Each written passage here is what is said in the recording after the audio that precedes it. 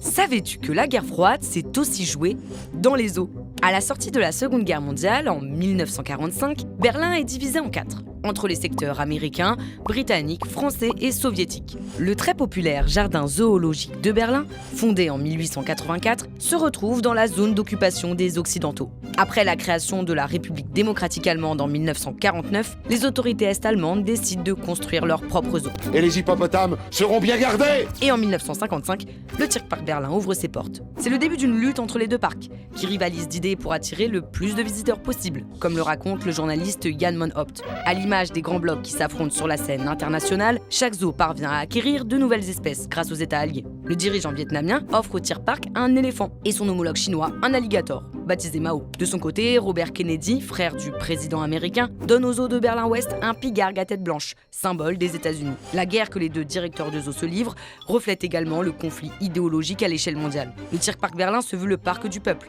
Bâti en seulement 3 mois grâce au travail parfois bénévole de la population locale, il devient un symbole de la construction du socialisme, d'après le Parti socialiste unifié d'Allemagne. Le jardin zoologique souhaite quant à lui être la vitrine du capitalisme florissant. Il se dote d'infrastructures modernes et d'espèces qui ne peuvent être achetées qu'en devises étrangères. Cette rivalité ne cessera qu'à la chute du mur de Berlin en 1989, puis définitivement en 2007, lorsqu'un seul directeur sera nommé à la tête des deux parcs. Et même si ce n'est plus une compétition, le jardin zoologique est aujourd'hui considéré comme le zoo le plus visité d'Europe.